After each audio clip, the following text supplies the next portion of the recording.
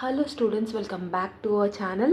ఈ వీడియోలో సెమిస్టర్ 3కి సంబంధించిన తెలుగులో మీకు అలంకారాలు అనే గ్రామర్ టాపిక్ ఉంటుంది కదా. అంటే ఈ అలంకారాలు అనేది మీకు 15 మార్క్స్కి ఒక క్వశ్చన్ అడగడం జరుగుతుంది అండ్ 4 మార్క్స్లో కూడా నీకు అడగడం జరుగుతుంది. మొత్తం 19 మార్క్స్ వెయిటేజ్ అనేది మీకు ఇందులో నుంచి ఉంటుంది కాబట్టి అలంకారాలని మీరు స్కిప్ చేయకుండా ఉండాలి. సో అలంకారాల్లో మొత్తం మీకు 2 టైప్స్ ఉంటుందమ్మా. ఒకటి శబ్దాలంకారం అంటాము, ఇంకొకటి అర్ధాలంకారాలు అంటారు. ఓకేనా. శబ్దాలంకారాల్లో మళ్ళీ డిఫరెంట్ ఉంటాయి, అర్ధాలంకారాలు డిఫరెంట్ ఉంటాయి. సో మనం అన్నీ డిస్కస్ చేద్దాము. ఎగ్జామ్ పాయింట్ ఆఫ్ వ్యూలో ఏం నేర్చుకోవాలి అనే ఒక సింపుల్గా, అంటే ఈ వీడియో మీరు ఫస్ట్ నుంచి లాస్ట్ వరకు చూస్తే 19 మార్క్స్ అనేది మీరు అటెంప్ట్ చేయడం జరుగుతుంది. ఓకేనా. సో శబ్దాలంకారం అని అంటే శబ్దాన్ని యూజ్ చేసుకొని ఉండే అలంకారాలని శబ్ద అలంకారాలు అంటాం. ఓకేనా. ఇందులో మొత్తం 6 టైప్స్ ఉంటాయి. వృత్యానుప్రాస, చేకానుప్రాస, లాటానుప్రాస, అంత్యానుప్రాస, ముక్తపదగ్రస్త, యమకం. ఇవన్నీ 6 టైప్స్ ఆఫ్ శబ్దాలంకారాలు. అలంకారాలు 2 టైప్స్. అందులో ఫస్ట్ టైప్ ఏంటి? శబ్దాలంకారాలు. శబ్దాలంకారాలు మొత్తం ఎన్ని ఉన్నాయి? మొత్తం 6 ఉంటాయి. శబ్దాలంకారాలు అంటే ఏంది? సౌండ్ని బేస్ చేసుకొని, శబ్దాన్ని బేస్ చేసుకొని ఉండే అలంకారాలని శబ్ద అలంకారాలు అని అంటాం. సో శబ్దాలంకారాల్లో ఫస్ట్ వన్ మనకేముంది? వృత్యానుప్రాస. సో దీని యొక్క నిర్వచనం, అంటే దీని యొక్క మీనింగ్ ఏంటంటే, ఒకటి కానీ అంతకంటే ఎక్కువ హల్లులు అనేక సార్లు ఆవృత్తి అయినప్పుడు, అంటే మళ్ళీ మళ్ళీ ఆవృత్తి అని అంటే ఏంటి? మళ్ళీ మళ్ళీ రిపీట్ అవుతున్నప్పుడు దాన్ని మనం వృత్యానుప్రాస అంటాము. అంటే ఒక్కదానికన్నా ఎక్కువ హల్లులు ఉంటే మనకి దాన్ని మనం వృత్యానుప్రాస అంటాం. ఇప్పుడు ఎగ్జాంపుల్ చూడు. చిట్టపట్ట చినుకులు పట్టపట్ట కురిసెను. ఇక్కడ టా అనే పదం చాలా ఫ్రీక్వెంట్గా మనకి అంటే రిపీట్ అయ్యి వస్తుంది అనమాట. ఒకటే లైన్లో చిట టా ఉంది, పట టా ఉంది, చినుకులు పట్ట పట్ట అంటే టా ఉంది కదా, కురిసెను. సో ఇట్లా ఒకటి కానీ అంతకంటే ఎక్కువ హల్లులు కానీ వచ్చినాయి కాబట్టి దీన్ని మనం వృత్యానుప్రాస అని అంటాము. సో పై ఉదాహరణలో టా అనే అక్షరం చాలాసార్లు వచ్చింది, దాని వలన దీన్ని మనం వృత్యానుప్రాస అలంకారం అని అంటామని చెప్పి రాయొచ్చు. ఇంకొక ఎగ్జాంపుల్ ఏంది? జల కాలువలు గలగల పారెను. ఇక్కడ ఏముంది? లా అనే పదం చాలాసార్లు రిపీట్ అయ్యి ఉంటుందన్నమాట. నెక్స్ట్ ఏముంది? ఇట్లా మీరు ఎగ్జామినేషన్ పాయింట్ ఆఫ్ వ్యూలో చూసుకొని రాయాలి. సో వృత్యానుప్రాస ఈజీ అమ్మ, దీంట్లో మీరు నేర్చుకోవాల్సిన అవసరం కూడా లేదు, ఈజీగా ఉంది. సో ఎగ్జాంపుల్స్ ఈ ఫస్ట్ సెకండ్ ఈజీగా ఉంటుంది, దీని యొక్క నిర్వచనం నేర్చుకోవాలి. నౌ చేకానుప్రాస అంటే ఏంటి? సో చేకానుప్రాస అంటే ఏంటంటే 2 లేదా అంతకంటే ఎక్కువ హల్లులు జంట అర్ధభేదంతో వెంటనే వచ్చినట్లయితే దాన్ని మనం చేకానుప్రాస అని అంటాం. అంటే 2 సేమ్ వర్డ్సే కానీ డిఫరెంట్ మీనింగ్స్తోని పక్కపక్కన ఉండేదాన్ని మనం చేకానుప్రాస అని అంటాం. ఫర్ ఎగ్జాంపుల్, పాప సంహరుడు హరుడు. ఓకేనా. హరుడు అనేది మనకి ఒకటేసారి 2 టైమ్స్ రిపీట్ అయింది. సో ఈ సంహరుడు అనే దానికి ఒక మీనింగ్ ఉంటుంది, హరుడు అనే దానికి ఒక మీనింగ్ అనేది ఉంది. సో సంహరుడు అని అంటే ఎవరైతే ఇందులో మొదటి హరుడుని ఏమంటాము? హరించేవారు, అంటే చంపేవాడిని మనం సంహరుడు అంటాం. ఇంకొక దాంట్లో హరుడు ఉన్నదానికి ఏంది? శివుడు అని అర్థం. సో శివుణ్ణి మనం ఇంకొకటి ఏమంటాం? హరుడు అని అంటాం. సో పాపాలను చంపేవాడు శివుడు అని అర్థం. సో పాప సంహరుడు హరుడు. సో దీన్ని మనం చేకానుప్రాస అని అంటాం. అంటే ఒకటే వర్డ్స్ వెంటనే వచ్చుకుంటూ 2 డిఫరెంట్ మీనింగ్స్ వస్తే దాన్ని మనం చేకానుప్రాస అంటాము. క్లియర్? నెక్స్ట్ ఏముంటుంది? ఒకటే ఎగ్జాంపుల్ సరిపోతుంది ఎగ్జామ్కి. మళ్ళీ మీరు ఎక్కువ కన్ఫ్యూజ్ చేయను, నేను ఎక్కువ కన్ఫ్యూజ్ అయ్యేటట్టుగా కూడా చెప్పాను. ఓకేనా. సో మనది ఏదున్నా సింపుల్గా ఉంటుంది. ఓకేనా. నెక్స్ట్ లాటానుప్రాస అలంకారం. లాటానుప్రాస అలంకారం అంటే ఏంటంటే ఒకే అర్థమున్న పదాలు తాత్పర్య భేదంతో వ్యవధి లేకుండా వెంటనే వచ్చినట్లయితే దాన్ని మనం లాటానుప్రాస అని అంటాము. అంటే వెంటనే అంటే ఒకటేసారి, ఇప్పుడు ఇంతకుముందుకు హరుడు అని ఎట్లా వచ్చిందో ఇక్కడ కూడా అట్లనే వస్తుంది. కానీ 2 కూడా సేమ్ సేమ్ వచ్చే మీనింగ్స్తోనే అని అర్థం. ఓకేనా. సో ఇక్కడ దీనికి నిర్వచనం ఇది. నెక్స్ట్ దీనికి ఒక ఉదాహరణ ఏంటంటే, కమలాక్షు కమలాక్షు నర్పించు కరములు కరములు అని ఉందా? కమలాక్షు నర్పించు కరములు కరములు అంటే కరములు కరములు అంటే ఏంటి? కరములు అంటే చెయ్యి. ఇందులో మొదటి పదం కరములు అనే పదానికి చేతులు అని అర్థం. రెండవ పదం కరములు అనే పదానికి శ్రేష్టమైన చేతులు అని అర్థము.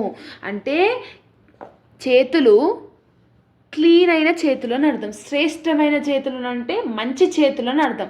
సో ఇక్కడ ఫస్ట్ దానికేమో చేతులు అని అర్థం వచ్చింది, సెకండ్ దానికేమో మంచి చేతులు అనే అర్థం వచ్చింది, శ్రేష్టమైన చేతులు అనే అర్థం వచ్చింది. సో వెంటనే వచ్చే పదాలకి డిఫరెంట్ మీనింగ్స్, అంటే రెండు చేతులే, సో చిన్న డిఫరెన్స్తో ఉండేదాన్ని లాటానుప్రాస అలంకారం అని అంటాము. ఓకేనా? నెక్స్ట్ అంత్యానుప్రాస అలంకారం. సో ఒకే హల్లు వాక్యం చివరన కానీ, పదం చివర కానీ, లేదా పదం యొక్క చివరన కానీ వచ్చినట్లయితే దాన్ని మనం అంత్యానుప్రాస అంటాం. అంటే ఒకటే పదాన్ని ఎవ్రీ స్టార్టింగ్లో కానీ లేదంటే పదం లాస్ట్లో కానీ వచ్చినట్టయితే దాన్ని మనం అంత్యానుప్రాస అంటాం. అంటే ఇక్కడ చూడండి ఎగ్జాంపుల్, భూతాన్ని, యజ్ఞోపవీతాన్ని, విప్లవ గీతాన్ని. ఇక్కడ మనకి తాని అనే వర్డ్ అన్నిటికీ రిపీట్ అయింది. ఓకేనా? నెక్స్ట్ సెకండ్ ఎగ్జాంపుల్ చూడు, ఎవడు వాడు ఎచటవాడు ఇటు వచ్చిన తెల్లవాడు. ఇక్కడ ఏముంది? ఎవడు వాడు ఎచటవాడు ఇక్కడికి వచ్చిన తెల్లవాడు. సో వాడు అనే పదం ప్రతి లాస్ట్ చివర్లో మనకు అనేది వస్తుంది. ఇంకొకటి ఏంటి? కుక్క పిల్ల, అగ్గిపుల్ల, సబ్బు బిల్ల. ఇక్కడ ల అనే పదం ప్రతి చివర్లను వస్తుంది. సో ఇలాంటి దాన్ని మనం అంత్యానుప్రాస అలంకారం అని అంటాము. నెక్స్ట్ ఏముంది? ముక్తప్రద గస్త అలంకారం. అంటే విడిచిన పదాన్ని తిరిగి గ్రహించి చెప్పటంనే ముక్తప్రద అలంకారం అని అంటాం. అంటే ఉదాహరణకి ఎట్లుంది చూడండి ఇక్కడ. అంటే ఎవ్రీ లాస్ట్ లైన్లో వచ్చే వర్డ్ నెక్స్ట్ దానికి ఓపెనింగ్ అవుతుంది. ఇప్పుడు చూడండి, సుదతి నూతన మదనాగతురంగ పూర్ణమహించిన సదాన మయగజ రజన. ఇక్కడ చూడండి, ఇక్కడ వచ్చిన వర్డ్స్ మళ్ళీ నెక్స్ట్ దానికి ఓపెనింగ్ అవుతుంది, ఇక్కడ వచ్చిన వర్డ్ నెక్స్ట్ దానికి ఓపెనింగ్ అవుతుంది, ఇక్కడ వచ్చిన వర్డ్ నెక్స్ట్ దానికి ఓపెనింగ్ అవుతుంది. సో వన్స్ ఒకదానికి అక్కడ క్లోజింగ్ అయ్యింది, ఇంకొక దానికి ఓపెనింగ్ అయితే దాన్ని మనం ముక్త పదగ్రస్త అలంకారం అని అంటాము. అంటే ఇది least important, exam point of వ్యూలో అంతేం ఇంపార్టెంట్ కాదు. సో అర్థం కాకపోతే వదిలేయండి. యమకం కూడా ఇంపార్టెంట్. ఓకేనా? సో వృత్యానుప్రాస, చేకానుప్రాస, లాటానుప్రాస, అంత్యానుప్రాస, యమకం ఇవి చాలా ఇంపార్టెంట్. శబ్దాలంకారాలే ఇంపార్టెంట్ అనమాట. ఓకేనా? సో యమకం అంటే ఏంది? అక్షర భేదంతో ఒకే అక్షరంతోని స్టార్ట్ అయ్యే వర్డ్స్. లేమా, ధనుజుల గెలవగల లేమా, నీవేల కడిగి లేచితన్ విలుటన్ లేమాను మాను నేయుర లేమా విల్లందు కోమున అని ఇట్లా ఉంది కదా. అన్నిటికీ ఏముంది ఇక్కడ? మనకి లే అనే పదం ఉంది. సో స్టార్టింగ్ మనకి లే అనే పదంతో వస్తుంది. సో ఇలా వచ్చేదాన్ని మనం యమకం అని అంటాము. సింపుల్గా దాని యొక్క మీనింగ్ నిర్వచనం నేర్చుకుని కొన్ని ఎగ్జాంపుల్ రాసి సరిపోతుంది. నెక్స్ట్ పార్ట్ ఏంటి? అర్థాలంకారాలు. శబ్దాలంకారాల్లో మనం నేర్చుకున్నాం. ఇప్పుడు మనం నేర్చుకునేది అర్థాలంకారాలు. అర్థాలంకారాలు అని అంటే అర్థాన్ని తెలియజేస్తుండే అలంకారాలను అర్థాలంకారాలు ఉంటాయి అంటే అర్థాలు చమత్కారంగా ఉంటాయి అన్నమాట. ఓకేనా? సర్కాస్టిక్గా, నాటీగా ఉంటాయి అన్నమాట. సో ఇందులో ఫస్ట్ ఇంపార్టెంట్, ఇందులో మొత్తం 10 ఉన్నాయి. ఓకేనా? ఇందులో మొత్తం 10 ఉన్నాయి. ఇందులో ఇంపార్టెంట్ ఏంటంటే ఉపమా అలంకారం, ఉత్ప్రేక్షాలంకారం, రూపకాలంకారం, స్వభోక్తి అలంకారం, నెక్స్ట్ అర్ధనారస అలంకారం. ఈ ఐదు మాత్రం ఇంపార్టెంట్, ఎందుకంటే ఈ 5 మాత్రమే చాలా రిపీటెడ్గా ఉన్నాయి. శబ్దాలంకారాలలో వృత్యానుప్రాస, చేకానుప్రాస, లాటానుప్రాస, అంత్యానుప్రాస, యమకం ఈ 5 నేర్చుకోండి. ఇందులో ఈ 5 నేర్చుకోండి. మొత్తం 10 నేర్చుకుంటే మీకు సరిపోతుంది. మోర్ దెన్ ఎనఫ్ సరిపోతుంది. వాళ్ళకైనా రిపీట్ అయ్యేది ఉంటాయి కాబట్టి మీరేం ఎక్కువ టెన్షన్ పడకండి. సో ఫస్ట్ ఏముంది? ఉపమా అలంకారం అని ఉంది. ఉపమా అలంకారం అంటే ఏంటి? ఉపమాన ఉపమేయాలకు చక్కని పోలిక చెప్పేదాన్ని ఉపమాలంకారం అంటాం. అంటే ఉపమేయం అంటే వర్ణించే వస్తువు. అంటే దేని గురించి నువ్వు వర్ణిస్తున్నావు? పెన్ను గురించా, బుక్ గురించా, నీ గురించా, నా గురించా అని. ఉపమానం అంటే పోల్చే వస్తువు. నిన్ను దేంతో పోలుస్తున్నా దాన్ని ఉపమానం అంటాం. సమాన ధర్మం అంటే ఏంది? ఉపమాన ఉపమేయాలకు ఉన్న సమానమైన గుణం. ఇప్పుడు నిన్ను నాతోని పోలుస్తున్నా అంటే నీకు నాకున్న కామన్ ఫీచర్ ఏంటి, దాన్ని మనం సమాన ధర్మం అంటాం. ఉపమావాచకం అంటే వలే, పోలే మొదలైన పదాలు అని అర్థం. ఇక్కడ ఎగ్జాంపుల్ చూడండి. ఓ రాజా, నీ కీర్తి హంస వలె ఆకాశ గంగలో ఓలలాడుతున్నది. ఇక్కడ రాజుని హంసతోని పోలుస్తున్నారు. దేట్లా పోలుస్తున్నారు? ఆకాశ గంగలో తేలాడుతున్నట్టు పోలుస్తున్నారు అనమాట. ఇలాంటి దాన్ని మనం ఉపమా అలంకారం అంటాము. ఇంకొక ఎగ్జాంపుల్ చూడండి. సీత ముఖము చంద్రబింబం వలె ప్రకాశిస్తుంది. సీతని మనము చంద్రబింబంతో అంటే చందమామతో మనం పోలుస్తున్నాం. చంద్రబింబంతో అంటే చందమామతో మనం పోలుస్తున్నాం అని అర్థం. ఓకేనా? సో దాన్ని మనం ఉపమాలంకారం అని అంటాము. నెక్స్ట్ ఉన్నది ఉత్ప్రేక్ష అలంకారం. ఈ ఉత్ప్రేక్ష అలంకారం అంటే ఏంటంటే ఊహించడం అని అర్థం. ఉత్ప్రేక్ష అంటే ఏంటి? ఊహించి చెప్పేదాన్ని ఉత్ప్రేక్ష అలంకారం అని అంటాం. ఎగ్జాంపుల్ చూడండి. ఆ మేడలు ఆకాశాన్ని ముద్దులాడుచున్నవి అన్నట్లున్నవి. ఇప్పుడు దూరంగా ఒక కొండ కింద మనకి ఇట్లా వాటర్ ఉన్నాయనుకో, దూరంకి మనం చూసినప్పుడు ఏమవుతుంది? ఈ వాటర్ అక్కడ స్కై రెండు అటాచ్ అయినట్టు ఉంటుంది. నిజంగానే అవి రెండు కలుస్తాయా? కలవవు. ఇక్కడ ఏం చెప్తున్నారు?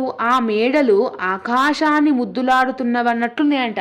పెద్ద పెద్ద భవనాలు, పెద్ద పెద్ద బిల్డింగ్స్ ఉంటాయి కదా, సో దాన్ని అలా పోల్చారనే అర్థము. సో ఇలాంటి దాన్ని మనము ఉత్ప్రేక్షాలంకారం అని అంటాం. నెక్స్ట్ ఏముంది? రూపకాలంకారం. రూపకాలంకారం అంటే ఏంటి? ఉపమేయ ఉపమానాలకు భేదం ఉన్నా భేదం లేనట్లుగా చెప్పేదాన్ని రూపకాలంకారం అంటాం. అంటే రెండిటికి సంబంధం ఉన్న సంబంధం లేకుండా చెప్పేదాన్ని రూపకలంకారం అంటాం. అంటే నా శిరముల పోసికొంటిని నశింపని దుఃఖ పుట్నముల్ ఖండముల్ అని అంటున్నాడు. అంటే దీని అర్థం ఏంటి అంటే ఆమె నెత్తి మీద అగ్గి అంటే అగ్ని వేరు అంటుంటుంది కదా, దుఃఖం వేరు అగ్ని వేరు. తన బాధని అగ్గితోని పోల్చుకొని చెప్తుంది. వాళ్ళ అగ్గికి దుఃఖంకి ఏమైనా సంబంధం ఉందా? లేదు. కానీ సంబంధం ఉన్నట్టు చూపి చెప్పడంని రూపకాలంకారం అని అంటాం. నెక్స్ట్ ఉన్నది స్వభావోక్తి అలంకారం. అంటే నీ యొక్క గుణాన్ని, నీ యొక్క జాతిని, నీ యొక్క ఫీలింగ్స్ని తెలిపేదాన్ని స్వభావోక్తి అలంకారం. దీన్ని ఎగ్జాంపుల్ ఏంటి? ఆ లేళ్ళు బెదురు చూపులతో నిక్కు పొడుచుకున్నవి చెవులతో భయభ్రాంతి చిత్తములతో అటు ఇటు చూస్తున్నాయి. ఆ లేళ్ళు అనంటే ఏంది? లేడి పిల్లలు అంటే డియర్స్. సో భయంతో అటు ఇటు చూస్తున్నాయి అని చెప్తున్నా. ఆ లేళ్ళు బెదురు చూపులతో నిక్కి పొడుచుకున్న చెవులతో భయభ్రాంతి చింతములతో అటు ఇటు చూస్తున్నాయి అని చెప్తున్నాడు. అంటే ఇక్కడ వాళ్ళ యొక్క స్వభావాన్ని, అంటే ఎప్పుడు భయపడుతూ ఉంటాయి కదా లేళ్ళు అంటే డియర్స్ ఎప్పుడు భయపడుతూ ఉంటాయి కదా, వాళ్ళ యొక్క స్వభావాన్ని, వాళ్ళ యొక్క జాతిని తెలుపుకుంటూ చెప్పేదాన్ని స్వభావోక్తి అలంకారం అని అంటాము. క్లియర్? నెక్స్ట్ ఇంపార్టెంట్ ఏం చెప్పినా అర్ధంతర న్యాస అలంకారం. అర్ధంతర న్యాస అలంకారం అంటే ఏంటంటే సామాన్య వాక్యాన్ని విశేష వాక్యంతోనూ విశేష వాక్యాన్ని సామాన్య వాక్యంతోనూ సంబంధించి చెప్పేదాన్ని దీని అని అంటాం. అంటే ఇక్కడ ఎగ్జాంపుల్ చూడండి. హనుమంతుడు సముద్రాన్ని లంకింపజేయును, మహాత్ములకు సాధ్యం కానిది లేదు కదా. అంటే ఇక్కడ ఏమని చెప్తున్నాడు? హనుమంతుడు సముద్రాన్ని దాటినాడు కదా, అంటే మహానుభావులాంటి వాళ్ళకి సాధ్యం కానిది అంటూ ఏముండదు అని చెప్పి ఇండైరెక్ట్గా చెప్తున్నాడు అనమాట. ఓకేనా? నెక్స్ట్ ఇట్లాంటివి చూసుకోండి. మోస్ట్లీ ఇవి సరిపోతాయిరా. ఈ శ్లేష అలంకారము రేర్గా అడుగుతాడు, ఇవన్నీ రేర్గా అడుగుతాడు. సో నాకు తెలిసేది అయితే శబ్దాలంకారాలు 5, అర్థాలంకారాలు ఈ 5 నేను ఏవైతే డిస్కస్ చేసినో మొత్తం ఈ 10 పర్ఫెక్ట్గా నేర్చుకుంటే మీరు అటెంప్ట్ అయితే చేసి వస్తారు గ్రామర్ టాపిక్. ఓకేనా? సో ఇది మీకు తెలుగులో ఉన్న గ్రామర్ టాపిక్ మీకు అర్థమైందని అనుకుంటున్నాను. ఇంకేమైనా డౌట్ ఉంటే కమెంట్ సెక్షన్లో కమెంట్ చేయండి. All the very best for your examination as well as your preparation. See you all in next video, students. Bye bye everyone.